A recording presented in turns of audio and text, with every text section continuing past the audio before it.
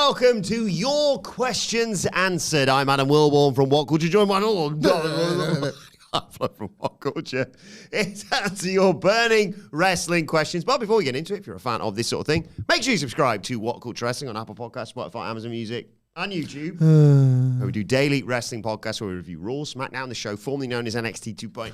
Oh! AEW Dynamite, AEW Collision, pay-per-views, premium live events. We have interviews, roundtable discussions, and a roundup of the week complete with a many good quiz, of course, on WrestleCulture. As I said, though, joined by Michael Hamflett to answer your burning wrestling questions live on YouTube. Get well soon to Michael Sidgwick. And let's dive straight into it with a question from Eric Vasquez. Great first name, Eric. Who says... aloha, Kimo Sabis. I asked this on WrestleCulture, but I'm interested in the OD's, Original Dadley's, thoughts. Seth versus Cena for the World Heavyweight Championship as Cena's last match, with the tease of Cena staying a bit longer. The thought is Cena, feeling guilty about the threats of retiring as WWE champ, persuades him to challenge Seth for the World Heavyweight Championship in hopes to win as a make good. Your thoughts? I like it as fantasy booking. I like any fantasy booking that can be sold through logic and rationale and something that you can hear the characters saying in some sort of promo video. I'll go along with it, and I certainly have been guilty a million times, and I'll be guilty a million more of getting married to an idea and thinking, oh, bloody WWE, why didn't you do it that way? Because that is to say, Eric, as much as I like this one, number one, I think John Cena really, really wants to stick to this until Saudi Arabia pay him to come out with it for WrestleMania 43. This, as we know it, will be it. I'm not forecasting go on and start, I'll do one more Rumble. I want to right last year's wrongs at WrestleMania again. I just don't see it. I can't. I really do think this Saturday night's main event thing, this $10,000 a seat ticket thing, this only available streaming on Peacock thing, somehow is where we end this John Cena story. Maybe it's fitting, because it has been mostly terrible, and it feels like a sort of a fairly tragic way to end things. And to be fair, right, to Eric here, maybe that's why I've seen, this is not the only bit of fantasy booking I've seen around John Cena extending the retirement tour. Now it is actually on the horizon. People are taking stock and being like, I didn't really want a lot of the stuff I was given. I would quite like a bit more of this that I do like. But I just think they're going to stick to it. I like the story enough. The one thing I will say is that John Cena campaigning to win a world title as a way to extend his run sort of goes against what he said when he was the WWE champion, which is, I will leave and you just won't have a belt anymore. So it would then be like contradicting that somewhat to be able to say, well, now I've won a belt, I'm going to stick around. His whole deal is, if I win belts, like they're gone when I'm gone, or I'm vacating or whatever, I'm the last real world champion. That's still in his intro, even as a babyface. Yeah. So I don't know, Eric, you motivate. I like it because I like the idea of Cena and Seth, actually. It hasn't one that's really kind of come up in discussion of some of Cena's great opponents, but him and Seth had great chemistry in 2015, which was 10 years ago. We all get old. Like some of us are in our 40s, but I just can't see it. I like it though. I like the ambition and will to try and have John Cena stick around. I really liked when they did this with Ric Flair back in the day under the Vince regime, which was a bit of a convoluted way to go about it. But basically saying, the next time you lose a match, that's it. You're gone. And I was sort of willing to buy into it of like, oh my God, he almost lost to Carlito on an episode of Monday Night Raw. That would be the end. Or whatever it might be. And then obviously the Shawn match. So, but I like the booking, like you say, with the history with Seth. Might I suggest a slight tweak, and I think I'd be all in for it. And that's winning the one title he's never won. The IC title, which means your last match is against Dominic Mysterio, the greatest wrestler of 2025. Fight me. And you could just have that stipulation. I will defend this IC title as and when that I can. You know, my schedule. You could even say, I'd planned to go away. Yeah. This was meant to be my last date, but I'm IC champion now. So I'll work as much dates as I can. But the moment I lose this belt, that's it. And that's what carries him to Mania, maybe. Well, you've stopping there. Half charmed me. Yeah. Because I would... I'm not asked about Cena retiring at the end of the year. I've got to be perfectly honest. Like, once I'd checked seeing John Cena at WrestleMania off my bucket list, and I did it twice. First guy. Like, I was like I'm not the biggest Cena guy. I tell you what I like about that idea is Dominic Mysterio winning. Yes, so also that. Cena telling the story of being willing to continue because he does hold this IC title in quite high regard, and then not winning it anyway, and Dominic Mysterio getting this win, I think would like cap Dominic Mysterio's 2025 quite nicely. But I'm finding it really hard to see a version of this Saturday Night's Main Event in which Cena loses. Maybe that's good. Maybe that's like not being able to predict it, but I feel like the way it's been promoted, he just wins. He just fights a guy and wins. Like, I could see it being Gunther and he wins or whatever. You know, like not that Gunther's mega beatable, but he is beatable in the context of a way that like a wrestler can talk through a defeat and be like, well, now I'm going to enter the Rumble. Good wrestler Jeff Jarrett. His retirement years this year, of course. Ooh. What's happened there? Well, nothing to do with MJF, which is probably the best for everybody, because that was one of the, I would say, top of my head, worst 25 moments of 2025. Let's come in December. Wilmer B says, insane pitch, but instead of Cody and Punk, could there be a world where we get Sammy versus Cody at WrestleMania to get possibly a Cody heel turn? So the thing about Cody Punk is, if we weren't already desperate for it from the prior 2 Royal Rumble go-home promos, or for that matter, when they were both in AEW, it's become more, I think, nerve-wracking that we don't get it in 2026, because then your next one is 2027 and the Saudi Arabia WrestleMania. Maybe it won't do by the time we get there, but right now feels like it's under a cloud. And I would, strictly from an artistic point of view, I would rather them just do some very big, bombastic WrestleMania of the 2010s nonsense in that Saudi Arabian show, rather than deliver the biggest match of a generation, which is what they've got. But that's my own, like, that's not to particularly sort of screw the Saudi Arabian wrestling fans out of something that feels WrestleMania worthy. I just would prefer it to be at WrestleMania next year. I also worry that the longer it goes, you might not get it. Injuries happen, you know, like, it's just, you never know when you might not get the match, and we finally appear at the point where you would get it. So my gut feeling is just do it. I don't hate Cody turning heel on Sami Zayn, by the way. Like, there is a really good bit of... we've talked recently, the SmackDown review is soon to be available, either as you're watching this or within the next sort of hour or so.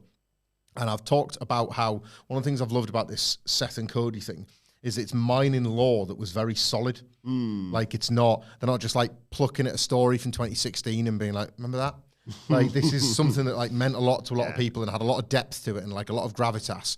So too would Sami Zayn saying, you know, like, the last time I got this close to the belt, yeah, I was fighting in my hometown and they wanted me to win, but everybody else was like, yeah, whatever, Cody's the guy. And you weren't the guy, were you, Cody? You weren't the guy for a long old time. And like, it kind of took me and Kev and a bunch of other guys to actually help you get there. That sort of sat with me a bit. I'd like another shot at this. And Cody, Sammy, I thought you were different to Kevin. And like, what's the problem? Like, you know, that, like, you draw from that lore, and it's just, I think there's a lot that you could mine with Sami Zayn of all people being the man to trigger a Cody Rhodes heel turn. Yeah. More so than if it was Punk Cody, because that would make you think it would be Punk turning of the two. We are going to try and get around at some point. It's very manic, especially with the AW counter program in NXT this week. Not while I'm having a drink, mate. With all that. But we are going to get around to Adam and Michael sit down and try and pitch what we think should or will happen at WrestleMania 42. Yep. There's so many pieces already in place for the both men's world title matches. You can't not do it. This isn't just me booking something and going, oh, Jey Uso's won the Rumble. I didn't expect that. Everything's so perfect. Why don't you just do it? It's so easy. It's so easy. Sami Zayn wins the Saudi Arabian Royal Rumble to punch his ticket to WrestleMania to feud with Seth Rollins, who literally opened the door to him and said, join my stable, like a week after last year's? Well, what would be last year's WrestleMania? There you go. Bish, bash, bosh. Ticket, tocket, stick it in your pocket, right? Other one, Cody Punk. Write that down, bit fans. Cody Punk. It's always there. Yeah. It's a sort of an emergency break last thing. but it is very much a Triple H. Oh, I've got nothing good left, have I? Well, what about this one? I'd say the best, actually. Pulls that out. Yeah. You say, like you say, maybe Punk comes close again at the Rumble, and Punk goes, I was this far away from winning the Elimination Chamber, but because of Seth Rollins, I didn't. There's no Seth Rollins this year. There's no John Cena this year. Yep. Take it, tock it, put it in your pocket. He wins the Elimination Chamber, and he goes, Cody, I'm going to be world champion. I've been world champion for 10 seconds, but I'm going to take your title in the main event of WrestleMania. I've main evented Mania, check. But I've never walked out as world champion, and now, in the same place that I first main evented WrestleMania, Las Vegas, the best place, the only place really that WrestleMania should ever be held, Yep. I'm going to walk out as world champion. In the place you lost. Yes. You're going to lose again, and you're going to stare at that pyramid again. And you thought... Because, Cody, anything's possible in the pyramid. I mean, ticket, tocket, put it in your pocket. Hell, he's saying that's another John Oliver bit I've stolen, by the way. You stealing satirist bits? Sorry, John. The other Sami Zayn element of that is that if you recall, he said the only reason he was in Las Vegas was to see Jey Uso win. He kind of looked upon WrestleMania and missed out. He was like, oh, I haven't got a match. Like, I wasn't even going to come to WrestleMania. And that 1 year on, when he's getting the title match, like, on the grandest stage, etc., etc. Yeah, I mean, like, Wilbourn's been pushing this agenda for quite a while, but I'm pushing it too. I think they're the matches to go for. I do wonder if they put Roman in the Seth and Sammy match. I could see that. That's possible. I wouldn't mind. And I don't hate that either. No. Especially because I was previously told that triple threats were bad, and then this year's WrestleMania, there was 3 triple threats over the space of WrestleMania weekend, including NXT, and they were all majestic. He's doing a bit, but I'm trying to be earnest here. Like, let us know in the comments, gang. Like Seth, Roman, and Sami Zayn were the Shield, so having them have their like first triple threat main event. Just superimpose Sami Zayn. Oh. Guys, Ryback gets attacked. Guys, that's Sami Zayn from NXT. Do you know what though? They were the do you remember when they were like the Raw Shield, where like Roman and Seth are like, what are we doing tonight then? Sammy's like, well, I was thinking we can do this and this and this, and he's like fists in there like, this idiot. Like, so one of those engagement accounts would 100% do their side by side. They told you this was going to happen back in 2017 or whatever that was. They were just throwing crap at a wall back then. Yeah. Matt Rains, lovely to hear from you as always. Matt says, happy Monday, guys. I trust this is a serious podcast with no laughter and only the best analysis. No questions, just well wishes. By the way, Liverpool and me equals naked sex. Cheers, brothers. Do you want to explain what that's referencing? What it's referencing is the fact that Matt likes to get comfy with his soccer routine. Matt is very kindly allowing us a window to plug a Try Not to Laugh video that dropped on the WhatCulture Wrestling podcast YouTube channel over the weekend, where Sidge like brought to the table the idea that the three of us collectively are sometimes a bit silly, and that me and you were the biggest culprits. And he wanted to test our resolve and test our mettle. Love that word. M-E-T-T-L-E. Nice mouthfeel.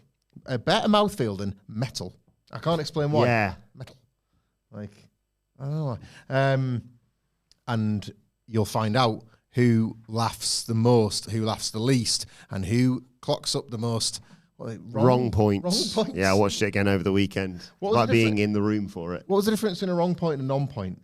Did he know? No, I think you got a good point or a right point or something, and then he said non-point and really confused matters. I don't think he means to complicate the scoring matters. No. He just does. Yeah, we do football quiz in the office. It's going to get harder. It's going to get harder imminently. It is funny. It's all Sidgwick's work, that, by the way. He just came, it said, Friday, keep your schedule free. We're doing this. We walked into an ambush. Yeah, that was what it was. It was an ambush. Yeah. An ambush of patter. And I recommend you watch it too. Mr. James says, very hard-hitting question, as Matt Rains points out. Afternoon, gents. Would Hamflett rather watch and review the entire 2019 Raw and SmackDown output, or segment by segment, or pet one dog for 5 seconds? Oh, I mean, I did review the entire 2019 Raw and SmackDown output. segment by segment in this job. Do you know what? Like, I'm going to cut my nose off to spite my face here, and I'm going to review 2019 because I would quite like to go back and watch it all again. Like, I'm not. Do you think we'd watch 2025 wrestling and be like, or certainly on the Fed side of things, and be like, you know, we moaned a bit too much here. We kind of got it pretty sweet. It does make you want. Nostalgia's kind to everything. Literally everything is made better by nostalgia. But like 2019 Raw might be the ultimate test of that. Yeah. Like at what point you're like, oh, there's never going to be a point where I like this ever. What did I see the other day? Like it was like, oh, here's what they took from us, and it was the last stages before the pandemic, right? And the thing was, the TV was abysmal, right, running into the pandemic. However, that SmackDown stage when it first debuted on Fox and Skate Ramp Raw. Yeah, it's pretty tits. It was pretty tits, wasn't it? Yeah. A big old pair of tits. And like, I don't know, I just like maybe that will just carry enough weight that you're like, all right, yeah, sod it. I don't want to engage with a dog ever. I cannot stress that enough. Like 2019 Raw to me, in my mind, stinks less than a dog. It's the nicest smelling You're dog. Team Baron Corbin basically in that feud with Roman Reigns then. Ow, ow, ow. Yeah, kick that dog's ass, Baron. Yeah, aye. Give it the end of days. And does the big thing when it punches there. Yeah, let's do it. Let's start it next week, actually. This is a good idea, Mr. Dreams. We'll retro review of the worst Raws ever. But it's just... Right sort of collision. Yeah. Yeah, we finally found the solution to your collision problem. 2019 Fed. I mean, it'd be so flawlessly reviewed, Nicholas, it won't need editing.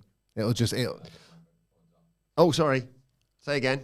I said, I've just realised my microphone's off. What did you say, Price, that? I said, I will not be editing that, is what I said, without saying it, though. They'll paint such a glorious picture of those incredible days of Gary the Garbett et al.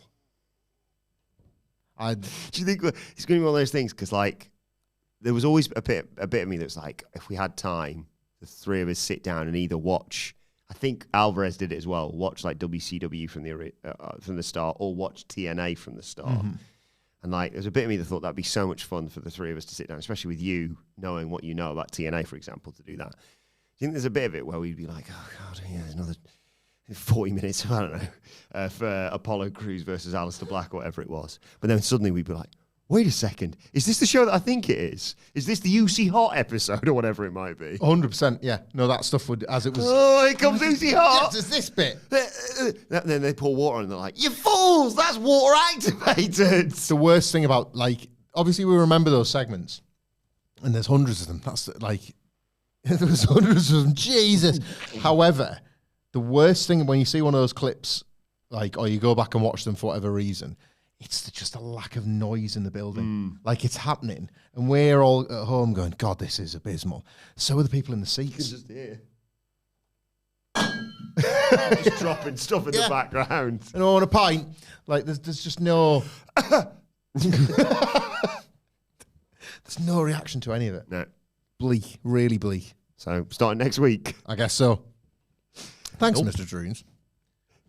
Next question comes from, there's a couple actually, from Kaz. Thank you for your questions. Hi guys, with the Hurt Syndicate being baby faces, do you think Willow could lose to Stat as her next challenger after Tony, become more mean and join them, unleash Willow's dark side, Tony, says Kaz. I don't mind a Willow Nightingale heel turn. However, I think this is going to sound like a lazy take. There's so much for her to do as a babyface that a heel turn, it's like hard to walk back when she turns again. Yeah. Does that make sense? Yeah. Like, it's one thing if you feel like you've explored every single avenue with somebody as a babyface that you can turn them heel, and then just take a look, because I think Willow Nightingale will be excellent as a heel. I do. There's loads of stuff to easily subvert. You know, Bailey... Axe the Bailey Buddies, like there's loads of Willow Nightingale versions of that, you know, like breaking everybody's hearts, whatever. It's pro wrestling. However, I think you want to do that when you've just exhausted every single babyface opportunity, and we're so far removed from that you actually get a bit of a problem. It's not a big problem, but it's happened with Chris Statlander. They turned her heel, and that was premature, and now she's a babyface again. There's always this little bit of like, but she was a baddie for a bit, wasn't she? This is brilliant. But imagine if she'd never turned at all, and now she's finally made it to the top. You'd just feel so much happier that she'd been able to stay the course the whole way.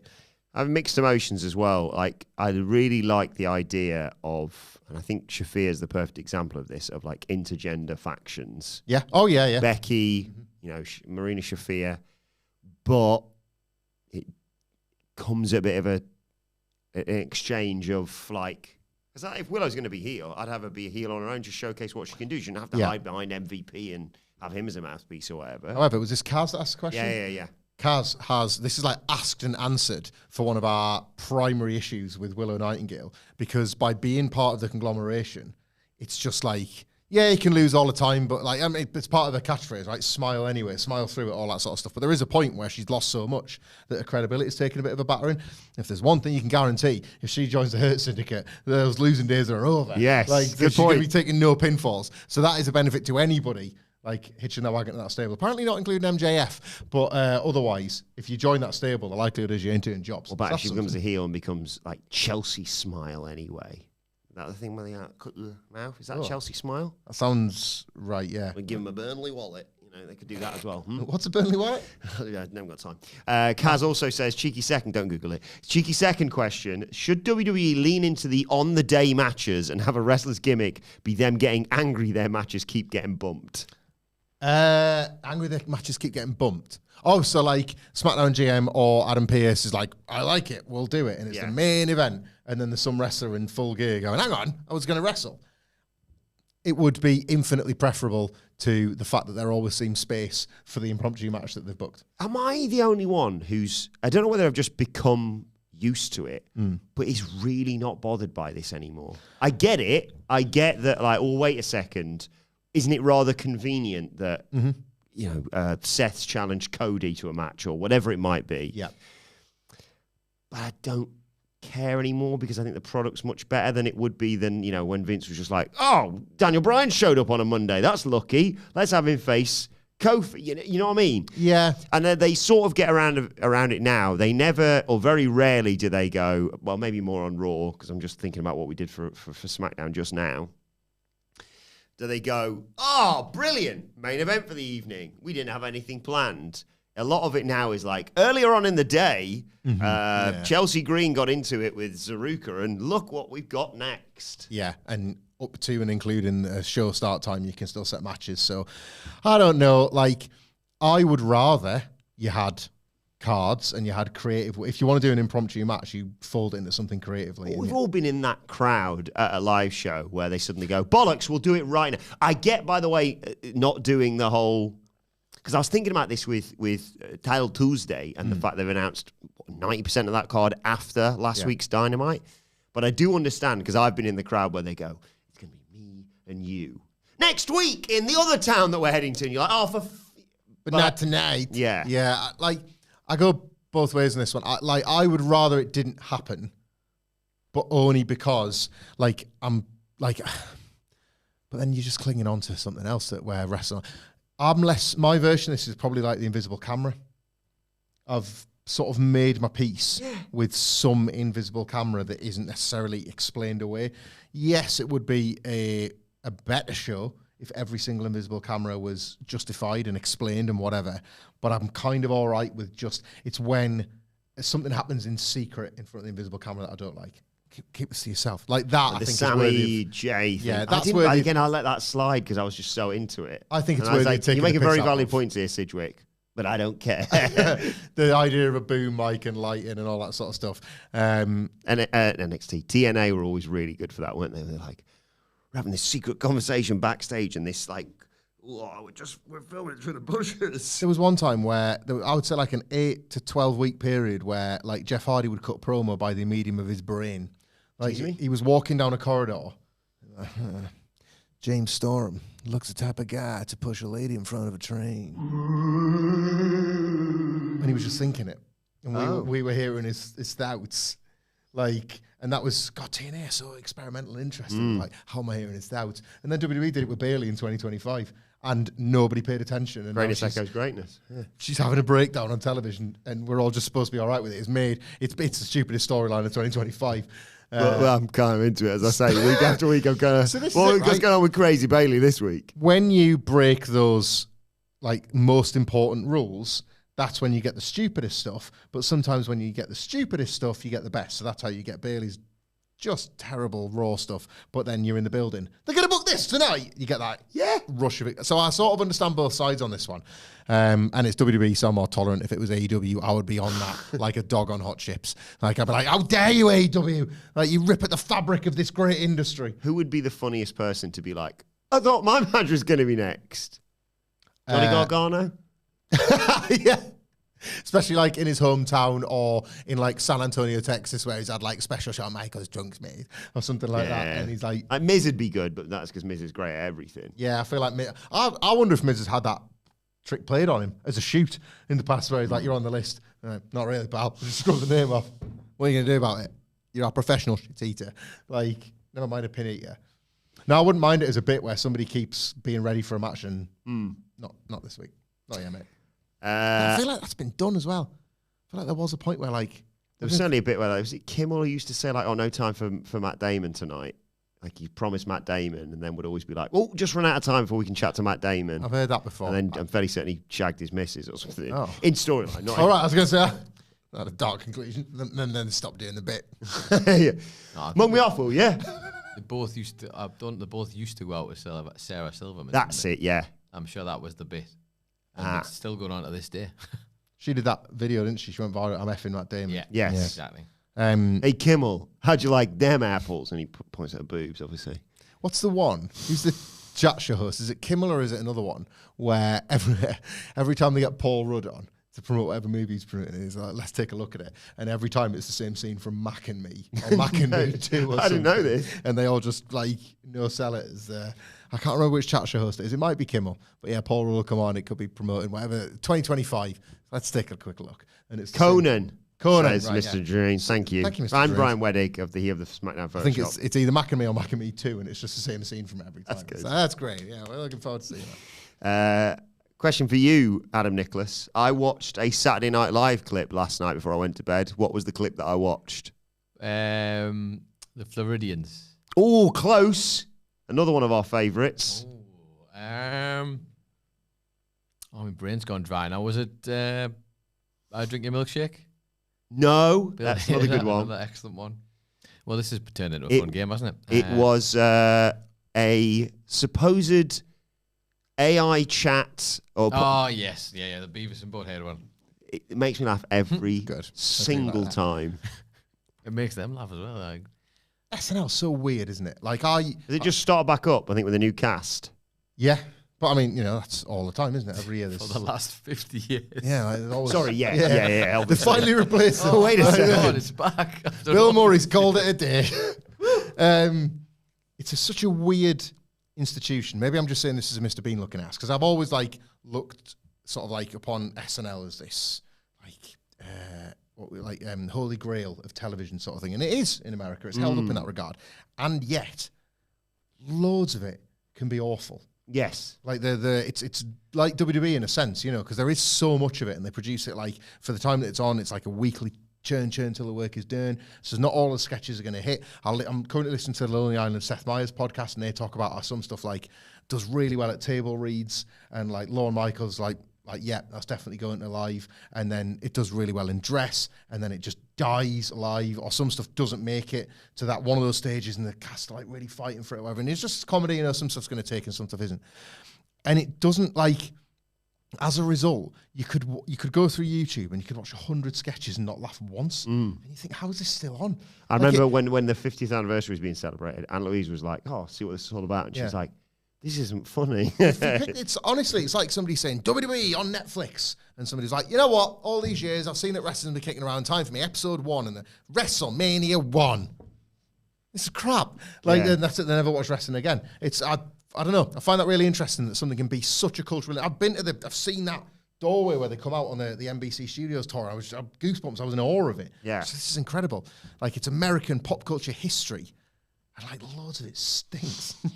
There's stuff that hits is unbelievable. Yeah. I also really will fail over here. It will bomb badly again over here. Every version of it that gets stop trying to do American things in the UK. No, it will fail. I also do kind of feel for the writers when they have a celebrity coming in. Like, always remember the Steven Seagal stuff. And he's like, the sketch is I beat up a load of people. Sorry, where's the comedy? I'll do it wearing a funny hat or something. Well, we'll get back to you, Stephen. We'll figure it out. Speaking of funny, Christian Colazo says, hello from Puerto Rico. What is your most unintentionally funny moment of this year? Mine would be Solo Sikoa hyping up Tonga Loa with a Super Series video package. Tonga. Is it unintentionally funny? Unintentionally funny moment of the year. I don't think you can count the MFTs then, because it would be them for me. I really enjoyed them when they pivoted to patter. Like, it was like everything suddenly made sense in the world of the MFTs when they just got silly with it. I couldn't stop laughing, but I don't know if it was that delirium of what happens when you're in person for something. I just couldn't stop laughing when Travis Scott continued to walk down the aisle at WrestleMania. Like, Fiend looped. Yeah. It's about 4 minutes. And he's still not in the ring. Oh my God, Rabbit Bait. Where'd you get there? I was just and like, it was at that point, like, I knew he wasn't going to turn up because he's that kind of jerkwad. And he's careful. And I knew he wasn't going to be there. And there'll be videos where we're like shooting in Vegas. And I never once said, like, The Rock's coming, guys. That would have been the work of somebody else. But it was confirmed as Travis Scott walked the aisle, because I think I was laughing at it, but also going like, oh God, some people think that this is leading to The Rock. This is it. This is it. And like, he's so... He never said he was going to be there. No, he didn't. No, he laughed off rumors that said that he wouldn't. You know, but it was when it started again. He's not in the ring yet, and then he just did nothing really, and Cena won. I'm laughing. The thing I love is dying. Gotta laugh. I think you do gotta laugh. There must be some AEW absolute crap I've giggled at this year, because like... well, people told me Hangman Page is going to be the rebirth of AEW Dynamite, and let's just check the ratings. Worst ones ever. That's some people find that quite funny. Oh, how I laughed. Yeah, unintentionally. I mean, unintentionally funny. It might be the Tuesday Night War, to be honest. What are you guys doing? Yeah. Like, NXT is quite good for unintentional laughs. Like, I quite like the way that, like, Dark State have gone from being these, like... Again, they've become better. Yeah, invading forces. Oh, was this the year of... maybe it was last year. Do you remember when the Death Riders broke into the Young Bucks locker room when he did an entire, like, 15 minutes on it? That was this year. That was incredible. When they were just... When they were like, turn the lights off. Sit down. John Moxley. Wait for they're going to be here in a minute. Don't put your phone on a little light of your face. Sitting there in total silence.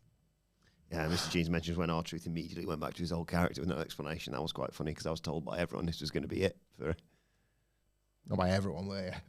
I did laugh when, like, was it that press conference where, like, Triple H came into, like, the press, like, R-Truth had returned and everybody would be starting to criticise WWE, rightfully so, and then R-Truth comes back, and that's nothing to do with the game Triple H. It's a Nick Khan call from end to end, and he comes and he's like enjoying the story yet, or something like that. Like, take that, the media. Yeah. I like Triple H eating, like, in situations like that.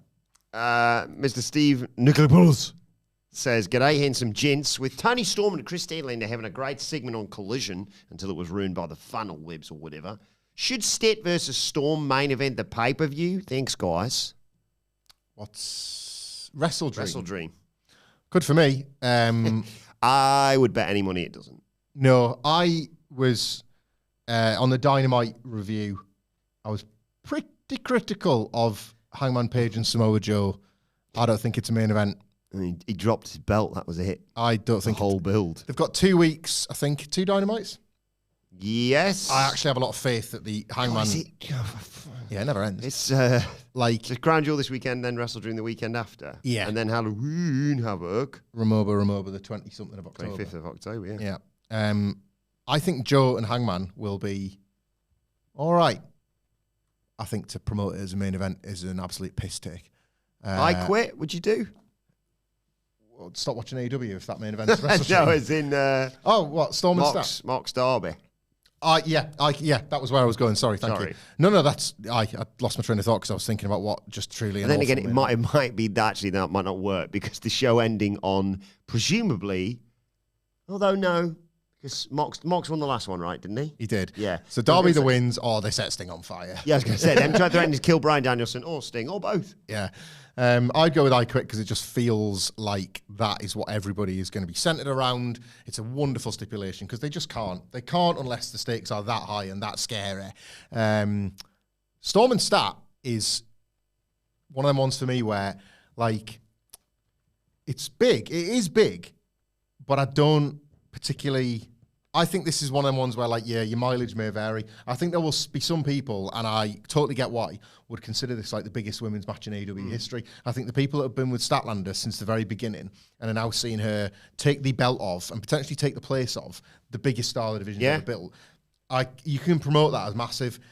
For me, I sort of think Toni Storm's the perfect first challenger for Chris Statlander. Yes. Like, I don't see this as... like as big as, say, Storm versus Money or Storm versus Mariah May or a couple of other like big Toni Storm title defenses. I just see this as a really cool way for Stat to get going. I also think it adds pressure. Like, you got to think about that spot, and when the story, like, if we're even talking about it, the answer is probably it's not really the main event. That's what I'd argue about Joe and Hangman, by the way. Yeah. Like, the fact that it's like worthy of a bit of debate like that, and like I think they're going to have 2 great weeks on the mic. Like, I did say that. No doubt that those two will create magic. I just think that, like, it's astonishing that you've got such a lack of interesting stories going on with various heels that you can't plug one in. I think, obviously, the match you have to have for main event Wrestle Dream is the big match between Carl Fletcher and Kenny Omega. Oh, they're not doing that, are they? They might. We don't know. It's Kenny and Andrade, probably, isn't it? Yeah. But, I know he's not 100%. You'll get to Carl Fletcher. If not 100%, don't come back, because he literally tried to kill you and end your career. It kind of should be a real priority of yours. We'll get in trouble for this sort of cynicism, but that was crap and all. Kenny Osprey in the chat says, afternoon, lads. Who's a wrestler everyone seems to hate, but you always liked? I was a huge Jarrett mark growing up when everyone else seemed to hate him. Same Kenny Osprey. Jeff Jarrett means something to me. A lot of people in the big IWC era, before the IWC ceased to exist, so stop using the term, did not like Kevin Nash one bit. I was always a big Nash guy. I think today, actually, as we record this, is the anniversary of like Jim Cornette doing one of his work shoot promos on Raw from like 97, where he just rips into the NWO. Like, the kindest he is about any of them is like, Scott Hall is a good worker, but he's just good. Like, and the rest of them get an absolute kicking off him. And that's the first time I think he just puts out into the world this idea that, like, he's only got 5 moves and one of them is putting his hands through his hair or something. It's like one of them Cornettisms.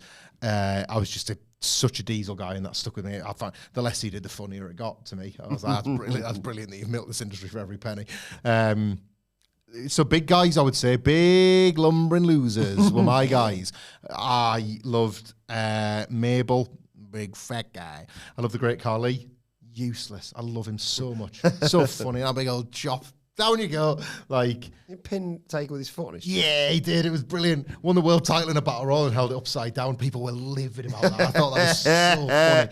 I don't know if I just held, like, by 2007. Is that the same one that had Kurt in it, or was that a different one? Different one. Oh, okay, I was going to say. 2 battle I would have definitely watched that and gone, oh, good, Kurt's going, Like, I don't know if I was like, I've never been ahead of the curve in anything, but I don't know if I was more accepting that, like, it's 2007, it's fallen off.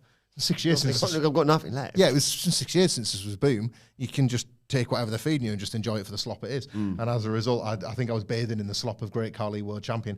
As a result, I also really enjoyed the Punjabi Prison as a stipulation, so you can extend that to crap wrestlers that you enjoyed. Jeff Jarrett, yeah. I was as angry as anyone when he was on top in TNA for too long. That pushed my fandom of Jeff Jarrett. But other than that, I've never not loved having Jeff Jarrett around. I'm trying to think who some of mine was. I know yours is in 2025. The Rock. It's the suck-ass loser, and you're like, yay, Dwayne's back.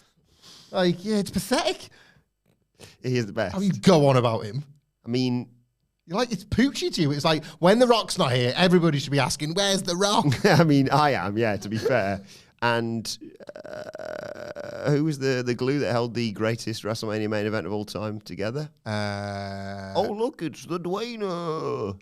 What, are you referring to the match you had with Stone Cold Steve Austin at WrestleMania 17? No, definitely not I'm trying to find the episode of SmackDown that the Great Khali won the world title. Was it September? Ooh, that seems too late. It was when who gave up the world title in 2007 for Thingy to win it.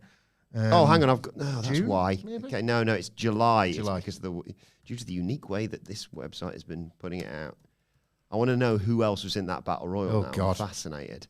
20-man battle royal. I'd like Oh boy, London and Kendrick, maybe. so he eliminated Kane and Batista at the end to win it. Yeah. Batista would have been the heavy favourite to win that. Also- It was Edge. It was Edge. He'd done simply the best video to himself and had to surrender the title. That was it. Also in that match, oh boy, Deuce and Domino, Eugene, Funaki, Jamie Noble, Jimmy Wang Yang, Kenny Dykstra, the Major Brothers. Oh, You know the Major Brothers are, Shannon right? Shannon Moore. You know the Major Brothers are? It's Hawkins and Ryder. Oh.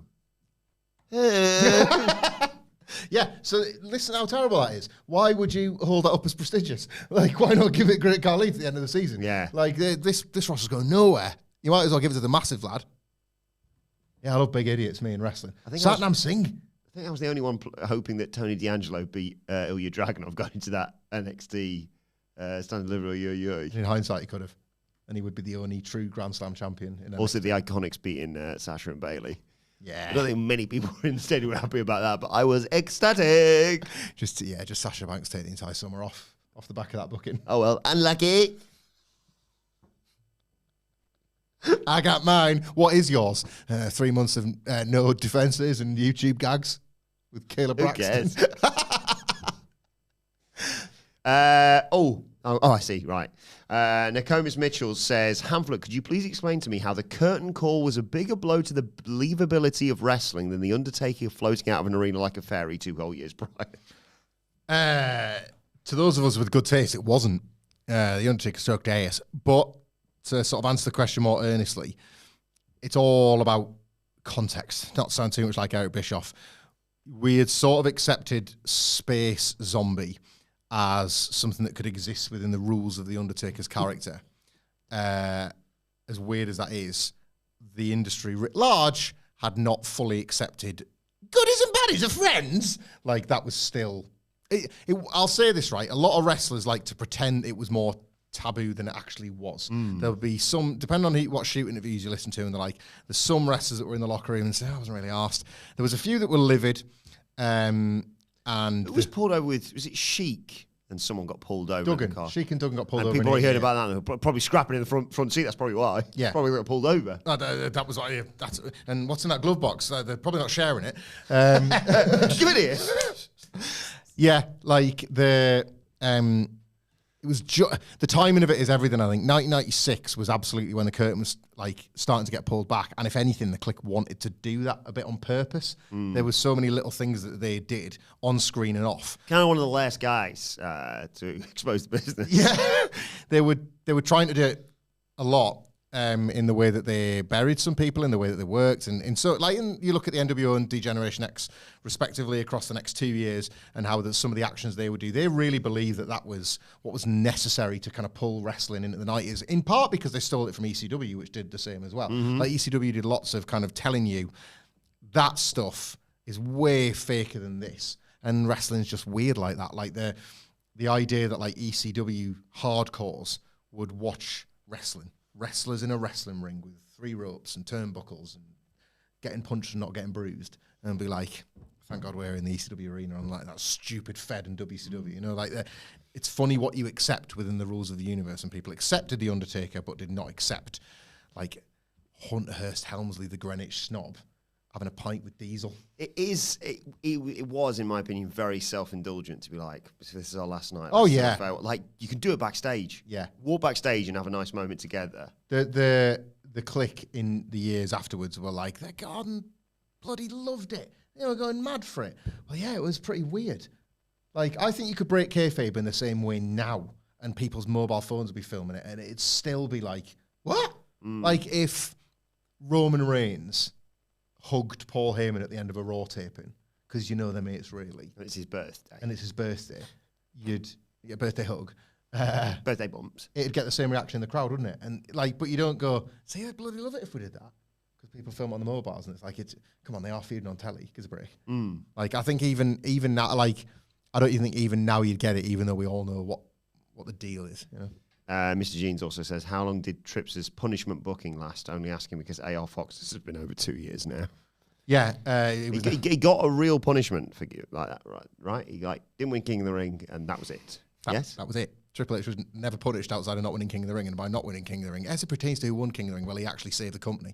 So thank God Triple H didn't. Oops, great booking.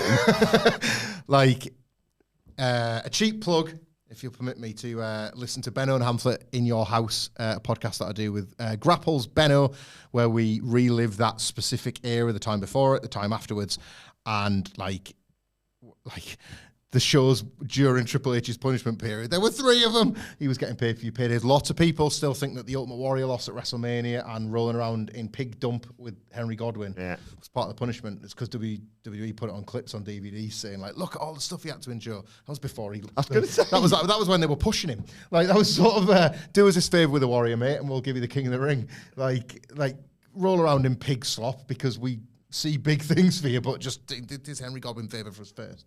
Like, that was when he was seen as like a popular guy.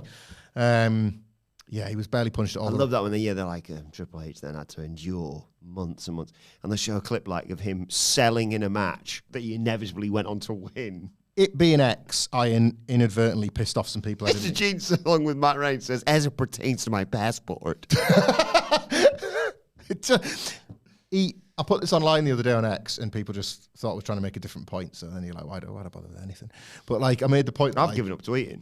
I'm jealous that you've got that discipline. The Motor City Machine Guns have gone longer without a win in 2025 than Triple H did during his entire punishment, right? I put that online just to like illustrate a point about Triple H's punishment, and people were like, well, serves him right, she's got away, AEW, stupid marks. I was like, I wasn't saying that. Mute notifications. But I was just, Triple H's punishment was a big lie. It was fine to work it in 1999 when he was like finally getting over it. It makes me sick to my stomach, JR, like fighting back against the machine that he believes quashed him. Do it as a bit, lie, work, do whatever you want. But this narrative that has been allowed to breathe in the 20 years hence, 30 years, my God, the 29 years hence it's the same substance that's in that pig pen. Do you want something to cheer you up? Yes. Vander says, food corner question. I'm afraid all the corners are taken. All the corners are, yeah. Brian Weddig, by the way, I saw your tweet the other day asking what are the 4 corners, because there was Conspiracy Corner, Sacrilege Corner, and Wing Corner. And I sat there on Sunday night and went, I can't remember the 4th corner, but it came to me earlier on today, Devil's Advocate Corner. But we go over to the briefly renamed Food Corner, aka Muller Corner. Vandis says, I've just returned from Tesco and they're selling Pepsi Max gingerbread and gingerbread Doritos. Your thoughts on the concoction? Pepsi Max gingerbread? Yeah, we've not even had Halloween yet. I want it. Like, how's that work? Like, it's a gingerbread biscuit. Is it like the colour of Pepsi Max? No, I think it's Pepsi Max flavoured with some gingerbread. Oh, I see. So it's not the gingerbread man. Oh, yeah. Pepsi Max tips on it. I'll do that when I get a wet piece of gingerbread, mate. I can do that in my own time, mate, actually, and I think I will. I told you I've been cooking more since I turned 40. I've been cooking more. Dunking it in a cup of Pepsi. That'll be brilliant. I've had gingerbread pop and it works better than you would think. What was the other one? Doritos gingerbread. I'm sorry, I just want you to know I have never, ever thought about gingerbread pop. I've had it in the past and I'd have it again. Shut up. I'm blatantly going to be getting this. Gingerbread Doritos, this is key. Are they just, is the baseline Dorito flavour cool? Because if it's like cheesy or chili heatwave Doritos with added stuff, too far, too much. Too far. But if the basic cool flavour Doritos that don't really have a flavour, then like what took you so long? Right, festive lineup from PepsiCo for Christmas 2025. Walker's Sensations honey glazed roast ham. The roast chicken and thyme ones are the originals and the goats. You don't need to mess with that. Don't mess with perfection. Walker's beef Wellington. I've never eaten a beef Wellington in my life. I don't know what it is. Have you ever worn It one? looks beautiful when I see it on Ramsey's Hell's Kitchen thing. When they do it right, at least. Ramsey's Hell's Kitchen. That's what they call it, isn't it? Isn't there always like a big bone going through it or something? Is that beef Wellington? No, I don't think so. Okay, You think it was something different. Yeah, like, but I'd have the crisps. Walker's Emmental cheese. Whatever. Cheese. Like, I've said this before. Like, I love cheese and onion crisps. I do. I think Christmas cheese is yet another one of those things that I find to be annoyingly fetishized. I just get it whenever you want. Like, it's well That's done. I really like someone saying I've got a lovely Christmas cheese bun, pulling that back at Walker's. There you go. Share it out between you. Maybe I can host Christmas after all. One crisp each.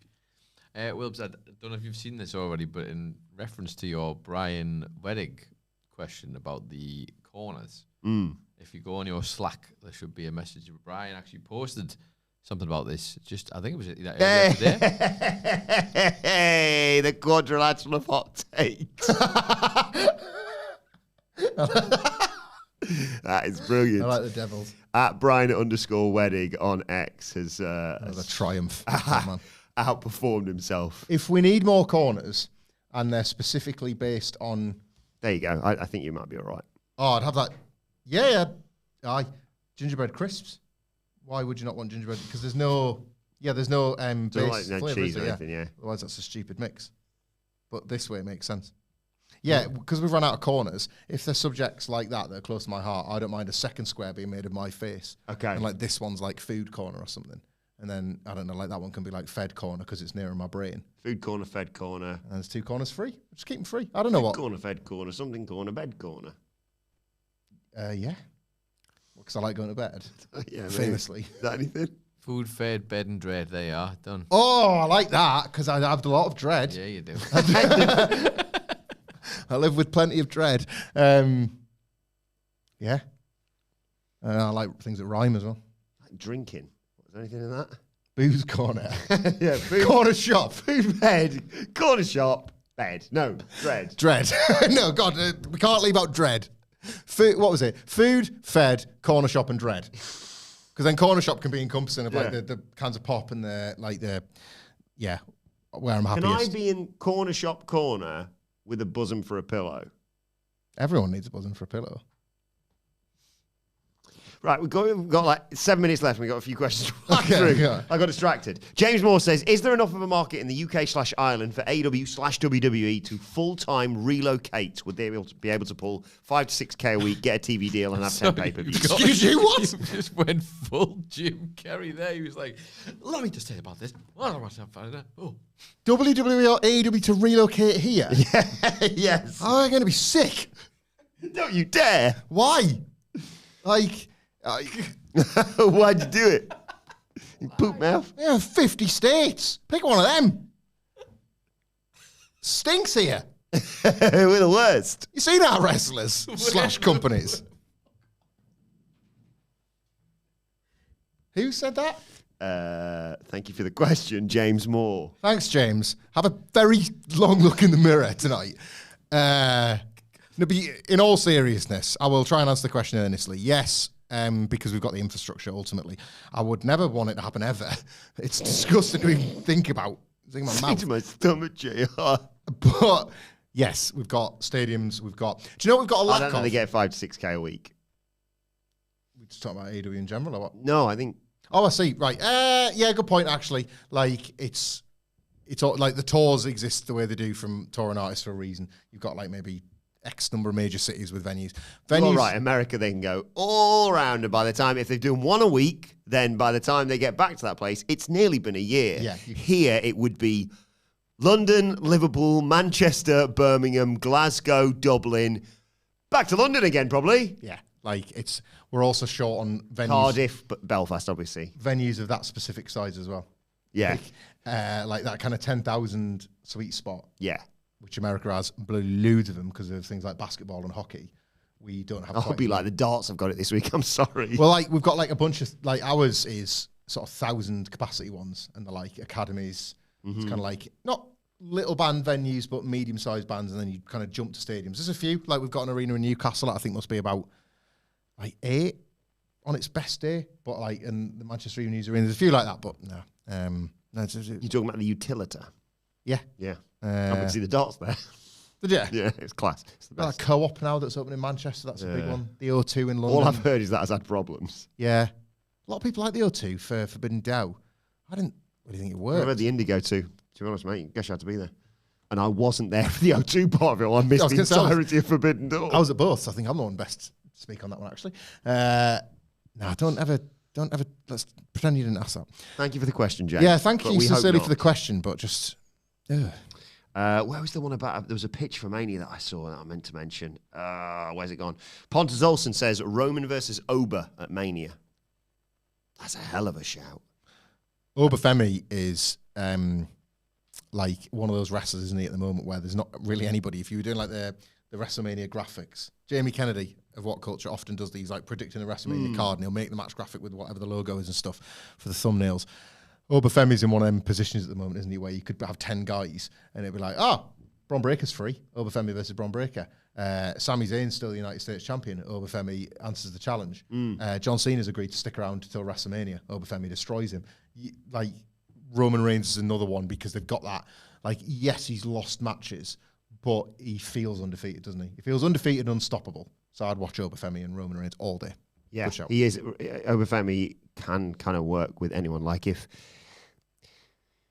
this carefully, Adam. If something happens with Brock Lesnar and you were gearing up for a Brock Lesnar versus Gunther match at next year's WrestleMania, Gunther suddenly having Obafemi to deal with is absolutely fine. Yeah, he just rocks up on Raw and bulldozes him over with a shoulder block, and Gunther's like, oh my God. I knew Brock was too scared of me. There's no man my size who can, oh my God, here comes Obafemi. Yeah. And then out he comes with his walk, and Nick can be like, here we go. Yeah, let's go. Yeah, love Obafemi. Can't wait for that main roster run. Hope it works out. He's definitely in the Rumble, I reckon, next year. Speaking of the Rumble, actually, one of our final questions I'm going to leave to Edwin Rosenqvist, who says, which two wrestlers do you think win the Royal Rumble in Saudi Arabia? I think Io Sky and CM Punk. Ooh, I would love CM Punk to win, but as we've talked about, like on multiple podcasts, it feels lined up for Sami Zayn, the men's one. The thing about Punk winning is that it would, I'm not saying it would justify it, but I said it at the time, the Money in the Bank stuff with Cena felt like it was designed to rip that specific plaster off. So I definitely think Punk will be in it. You know, if we were talking a year ago, we'd still be in the conversational loop of, yeah, but will Punk work it? Now we know for definite he will. So he instantly becomes a favourite. But women's is hard to call, isn't it? yeah, I think we all had Stephanie Vercaer on, and then she's won the world title now. It's hard because they've got in Tiffany Stratton and Stephanie Vercaer two champions that could feasibly make it all the way to WrestleMania. So you can pick anyone but those two, and you could line them up. I just feel as though Io Sky and Rhea Ripley might be a thing beyond Crown Jewel. They'll get a big pop at Perth, and then I do wonder if they'll just try and stick at them a little bit longer. So I don't know. I am going to go heart over head and say Liv Morgan returning from injury. Oh, that would be sensational. Does the timings work for that? We don't know. She was going to be out for the rest of this year, but everything after that. I seem to recall when she first went down, we were doing the math calc and trigger, and it was like, well, the Rumble could be possible. The road to WrestleMania could be possible. You know, it's like, and all that stuff becomes movable, doesn't it? So, or, again, it sort of depends how things shake out with Becky Lynch, but based on numbers and what a difference maker she was when they're kind of in need of some again, if AJ Lee's still white hot, That's a great shout, actually. She drew that house in Chicago. It was the biggest match at WrestlePalooza. You know, like they've got fire around her at the moment, and depending on how this goes, it's a lot like still 3 months off. A lot can change, a lot can happen. People can be diluted, but if she's still as hot as she is now, I would say AJ Lee's as good a shout as anybody. It would take her dropping the title, but this next year could be the year of a JC Jane. No. It would be, I think, a shock. I'm going to be cheering for her if she's in that Rumble. Oh, yeah. Like, it's the NXT. Are we doing the Rumble stream? If we can. I forget when it is. It's a Saudi stream. It's like mid-afternoon, mate. Oh, yeah. We're going out afterwards. Yeah. This has worked out perfectly. Thanks, Vision 20. Nicholas, you coming out? You're not going out. You'll not be going anywhere, Sunshine. What date is it? Like right at the end of the month, isn't it? Yeah, it was this year's... February. Yeah, sorry. Yeah. Saturday, January 31st. Oh, yeah, we're golden. That's fine. Let's just make sure it wasn't around my eldest birthday. Oh, thank God. I will go completely wild pick off the top of my head. Jordan Grace. Good shout. Yeah. been good in Rumbles. And strap the rocket to her. Yeah. If we're not going to do it with Vaquer. I don't really want her in NXT a long time, to be honest. No. I think she's wasting time with it. Yeah. She's dethroning Jessie Jane, Probably, yeah. Right, final question, very quickly. From Rakesh. Let's put a positive spin on things to conclude here. Rakesh says, hello from India. Hi, Rakesh. What do you think is the next thing, character, or storyline that will get either company from the boring sludge? Oh, God. If I knew, I'd say it on the podcast and one of them would steal it, hopefully, and then everything would be great again. I think AEW needs it more than WWE. I think fundamentally, it's a better show in terms of being like, this close to having like another, not a boom, but like another sort of very, very hot period, but they're lacking badly a spark. And I think in WWE at the moment, you're seeing a number of things are still pretty good. Yeah, we talked about in the SmackDown review, the shoots that we've seen there. So I just don't know. I thought it was going to be Kyle Fletcher in AEW because I was really high on them doing the Hangman Page match now while he's still the TNT champion and while he's still it's that kind of like old school AEW thing where, but in a year's time, mate, like I'm going to come again and I'm going to beat you this time. But everybody gets othered and middled a little bit in AEW. I really think, this is not an answer, but it's the best I can give you. It has to be something that hasn't happened yet. See, I was going to go put the title back on MJF. Yeah, well, like there's lots. It's the same as like say belting up CM Punk. There's lots of stuff you can do that will feel new and fresh and exciting. I think it's Sammy winning the Rumble, by the way. Well, because suddenly you're like, wait a second. He's a first-time world champion. Jay won it last year, so anything's possible now. Wrestling, Cody Punk is going to change the world. But it's like Wrestling Entertainment Federation. It's a bigger thing, isn't it? Where we're both, I think, in both companies, all wrestling, to each company, die in need of like something feeling brand new, brand new. Is it a jump? It'd have to be one the scale of Cody and Punk again. Like, who have you got? Like Agent Ambrose? I guess. I would say you'd probably have to go a little bit wilder. You'd have to say like the Young Bucks to WWE or something. Sorry. I don't know. Like Drew to AEW? Yeah, fine, off you go. Like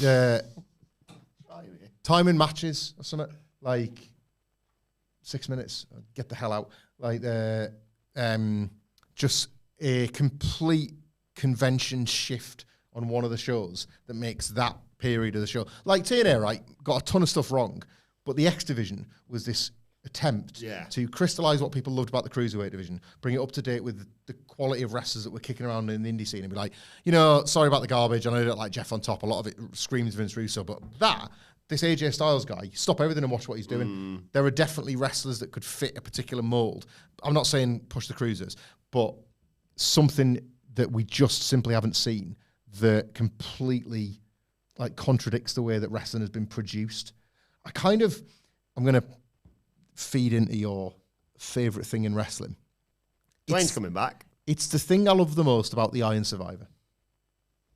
Oh my God. Not long now, guys. It is the thing I love the most about it because a lot of people, rightfully so, said that like hanging the belt, this is the most TNA stupidest way to end a match. I've got it in my hand, I've got to hang it up and then take it back off. I win! Yeah, King of the Mountain's class, isn't it? But it sort of is, right? And Penalty the bar. penalty bar. Wait a second. Yeah, like they were trying something there, And I think that it's that kind of thing. That's what I get from the Iron Survivor. Never been a bad one. I get that little buzz. Anarchy in the Arena was what Sidge would fight back with, and I would agree to that as well. Had that similar kind of, this is just different. This is off the rails. And everything's gone on the rails a bit too much, and I need something to feel like it's veering me off again. Wilma B makes a very good point. It's an easy answer for AW. Put more than one women's match on Dynamite and give them the stage. That would help, but I thought we were looking for things that were realistic. Easy answer for WWE as well. Get Dwayne back. This women's match malarkey, we were there. The division's in really good health. Like strong feuds, strong champions, blood and guts is on the horizon. Like it wasn't just that we're sick to the back arse of ladies' night, but it was the right time as well. Like this felt like the exact moment to do it in AEW's history. I'm quite cross that it looks like they're taking the giant proverbial 2 steps back after taking that baby step forward. 2 weeks in a row, was it? We got close. These last 2 Dynamites been 2.5 hours. Yeah. You're going to fill it with more frigging boring ops matches. And terrible wrestlers. Well, join us for the Dynamite preview tomorrow to find out our thoughts on that. Both shows stink. Tuesday Night War. It's the war against the fans, more like. I have something very special to reveal on that Dynamite preview podcast. It's imminently getting harder. But thanks to everyone for their questions. Oh, just snuck it in under the wire. Can I ask you one more question? Yeah. Mr. What RP says, hey, do you ever think we're going to get an option C back in TNA? I would love option C back in TNA. I would love it in this version of WWE's TNA Invasion right now. Is somebody that gets to cash in there, like Leon Slater. Yes. And he beats Trick Williams and he becomes the TNA champion under the WWE umbrella or like on some big show or whatever. Make a guy. Yeah, I'd love that. I'd like option C was another great thing in TNA. So you risk your belt. You give up your X Division title for a shot at the world title, and it was at Destination X because that was always like a celebration of the X Division. They did loads of wacky stuff like that. Some of it was awful, but when it hit, it was nice. But let us know your thoughts on everything we've discussed in the comments section below or on X at WhatCulture WWE. Well, actually, you can follow all three of us. You can follow Michael Hamflett at Michael Hamflett. Follow our brilliant producer Adam Nicholas at It's Adam Nicholas. And you can follow me at Adam Wilbourn. Follow us all at WhatCulture WWE and make sure you subscribe to WhatCulture Wrestling wherever you get your podcasts from for daily wrestling podcasts. Got the SmackDown review and the Raw preview available for you right now. And tomorrow it's going to be a busy day because we have double preview coming your way. Of course, AEW Dynamite and NXT on tomorrow night. So we'll be previewing all that and, of course, reviewing Monday Night Raw. But for now, this has been your questions answered. Thanks to everyone for the questions. Thanks to Michael Hamflett. Thank you for joining us, and we will see you soon.